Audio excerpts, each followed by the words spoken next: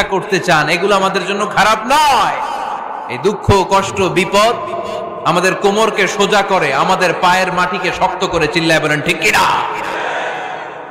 প্রতিকূল পরিবেশে কিভাবে বাঁচতে হয় এই দুঃখ কষ্ট আমাদেরকে শিখায়। এজন্য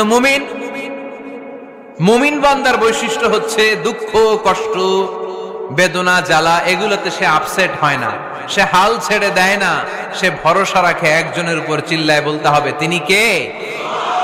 কারণ মুমিন জানে রাত্রি যত গভীর হয় অন্ধকার তমানিসা ভেদ করে সুবহে সাদিক হয়। মুমিন জানে গর্ভবতী নারীর পেটের ব্যথা যেই দিন বাড়তে থাকে ওই দিনই নতুন মেহমান আগমনের সময় ঘনাতে থাকে। মুমিন জানে তার জীবনে দুঃখ, কষ্ট, বিপদ যত বাড়তে থাকে সুখের দিন কাছে আসতে থাকে। এজন্য মুমিনের হারাবার কিছু নেই। ফা ইন্না মাআল উসরি ইউসরা, ইন্না মাআল উসরি ইউসরা। নবী হে, কষ্টের পরেই আছে আনন্দ, দুঃখের পরেই আছে সুখ। আপনি সমস্যায় পড়েছেন, ওই সমস্যার সমাধানও আছে না নাই? এই পৃথিবীতে এমন কোন সমস্যা আছে যেটা সমাধান নাই? কথা বলেন। সমস্যা তৈরি করেছে কে?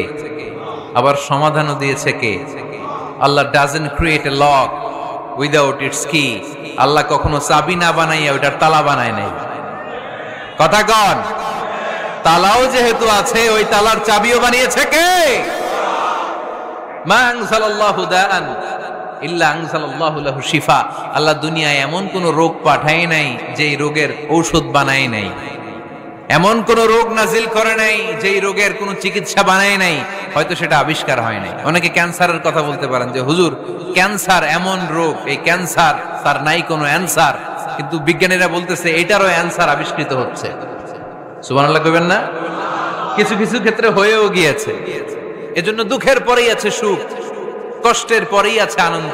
এই দুনিয়াটাই এরকম, কষ্টের পরই আনন্দ। দেখবেন তারাবির নামাজ 20 রাকাত পড়তে কষ্ট লাগে না?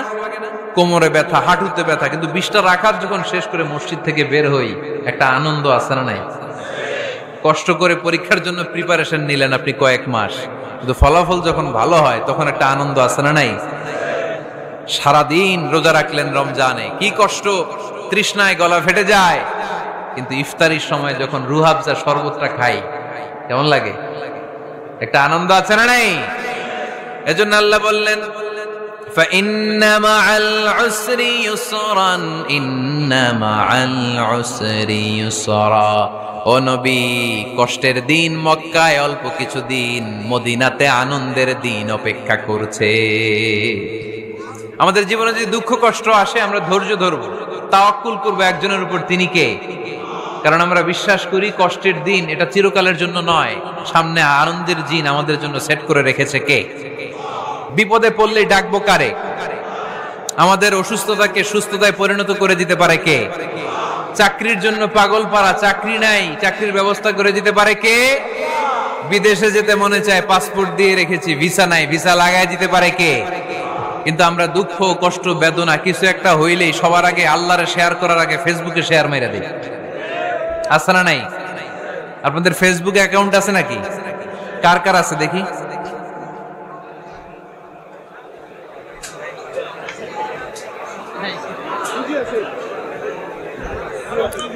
আছে আছে।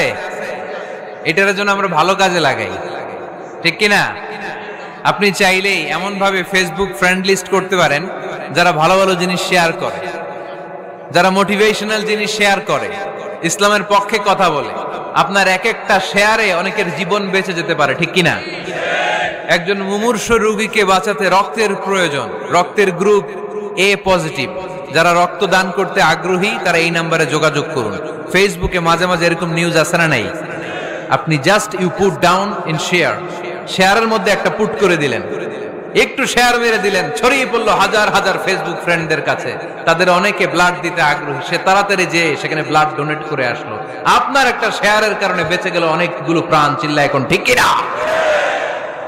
রক্তদানের মতো শ্রেষ্ঠ ইবাদত হতে পারে?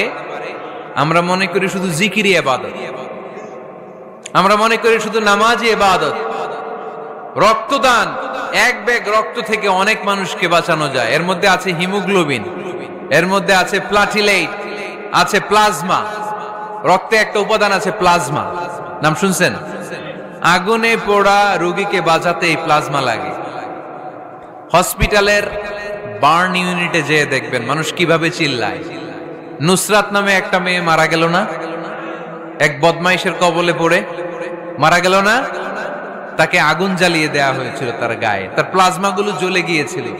আগুনে পোড়া রোগীর যে কি কষ্ট, একটু দেখার জন্য হসপিটালের বার্ন ইউনিটে যাবেন, দেখবেন যে কি কষ্টে আছে তারা।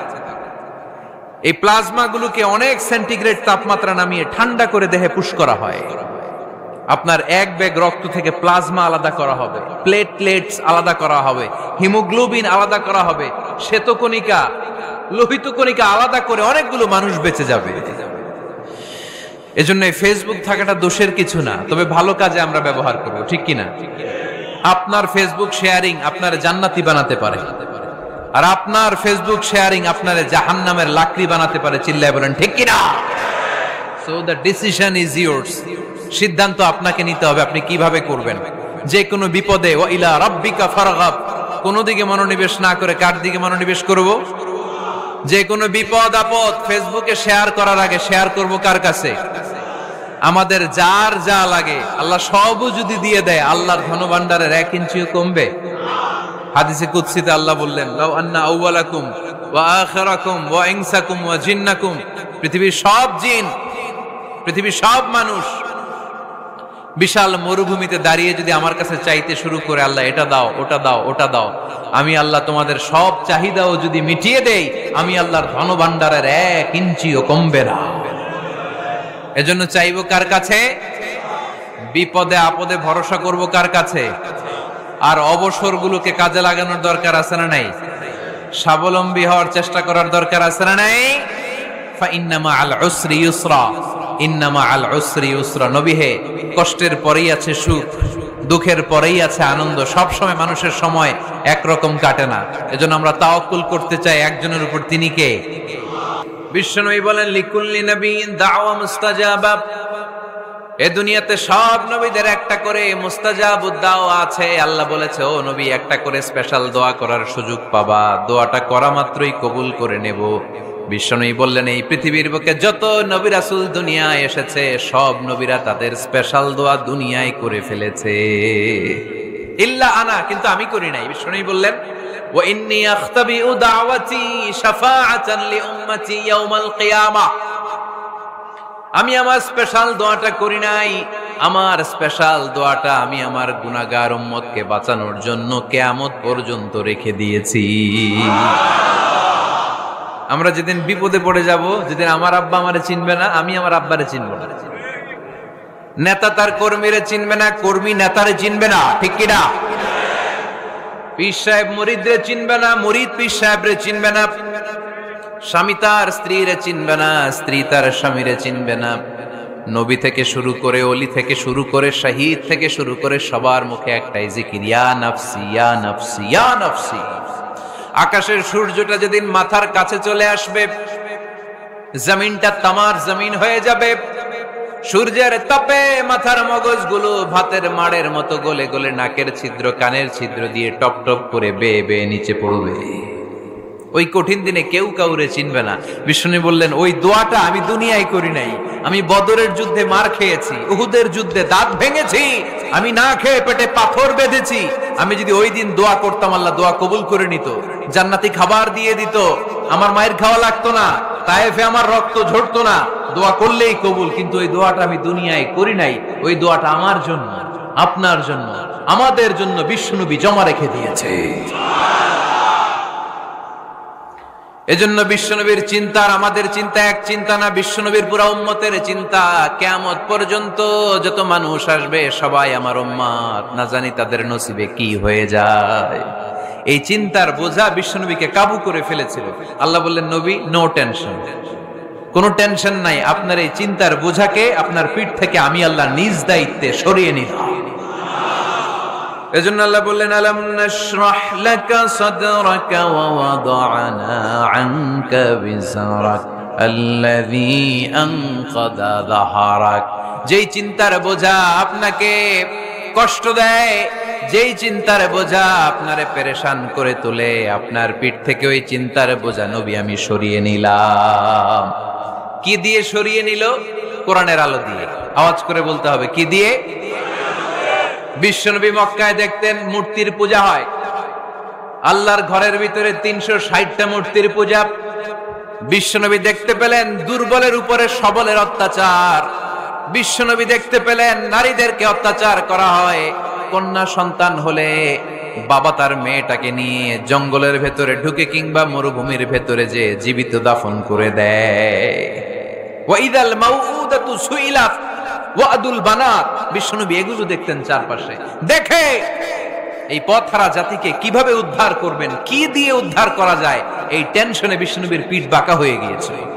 উপমা বাঁকা হয়ে গিয়েছিল। বিশ্বনবী সব সময় পেরেশান থাকতেন। আল্লাহ